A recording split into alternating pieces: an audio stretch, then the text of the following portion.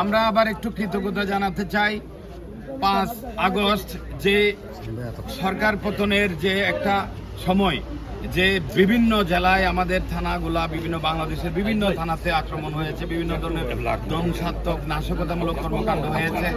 এখানে আমাদের ছাত্রদের যে ভূমিকা ছিল, ছাত্র আন্দোলনটা শুধু ছিল অন্যায়ের বিরুদ্ধে, এবং এই সুযোগে যে বা যারা সুযোগ নিয়েছে সে আমাদের এই উসমানীনগর থানা সেই ধরনের কোনো আক্রমণ থেকে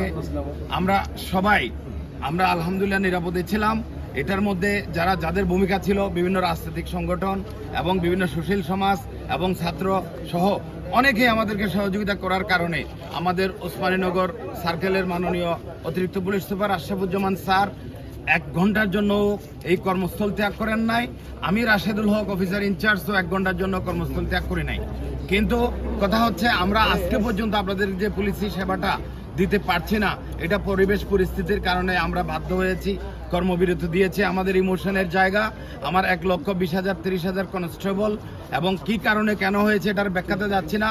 আমাদের স্বরাষ্ট্র উপদেষ্টা স্যার এবং আমাদের প্রধান উপদেষ্টা স্যারের পক্ষ থেকে আমরা আশ্বাস পেয়েছি। স্যারদের আশ্বাসের কারণে এবং আমাদের ছাত্রদের চাওয়ার সমন্বয়ক হিসাবে আমাদের কাছে একটা মেসেজ চলে আসছে। আমরা অতি শীঘ্রই ফাংশনাল হয়ে আমরা আমাদের সচল হয়ে থানার কার্যক্রম শুরু করব, সেটা আপনাদেরকে প্রতিশ্রুতি দিচ্ছি এবং সেই প্রচেষ্টায় আমরা কাজ করে যাচ্ছি। ইনশাল্লাহ জনগণের সেবায় পুলিশ ছিল, আছে এবং থাকবে, এটুকু আপনাদেরকে আমরা এনশিওর করতে চাই। অতি উৎসাহী পুলিশ কখনো ছিলাম না, অতি উৎসাহী পুলিশ আমরা কখনো হতে চাই না। যারা অতি উৎসাহী পুলিশ সেটা কখনো কল্যাণের নয়, তারা পোশাকটাকে ব্যবহার করে নিজের কল্যাণের জন্য, নিজের স্বার্থের জন্য কাজ করেছে। তাদেরকে আমরা মন থেকে ঘৃণা জানাই এবং তাদের কারণে আজকে বাংলাদেশে পুলিশ বাহিনী বিলেনে রূপান্তরিত হওয়ার জন্য একটা চক্রান্ত চলছিল।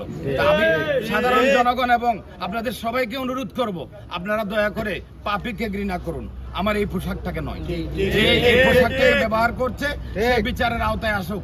আমি নিজে হলেও আমাকে আপনারা বিচারের আওতায় আনেন। আমি উসমানীনগরের সর্বস্তরের জনগণকে উদাত্ত আহ্বান জানাচ্ছি, আপনাদের পক্ষ থেকে এখানে ধর্ম বর্ণ জাতি নির্বিশেষে আপনারা যেন সবাই নিয়ে বিচার পায়। কোনো প্রতিষ্ঠান যেন কোনো আক্রমণের শিকার না হয়, সেটা হোক ধর্মীয় প্রতিষ্ঠান, সেটা হোক যে কোনো শিক্ষা প্রতিষ্ঠান অথবা আমাদের পুলিশ। আপনারা যেটা করেছেন আপনাদেরকে আমি আবারও স্যালুট এবং কৃতজ্ঞতা জানাই। আসসালামু আলাইকুম, সবাই ভালো থাকবেন। আল্লাহ আপনাদের সহায়ক।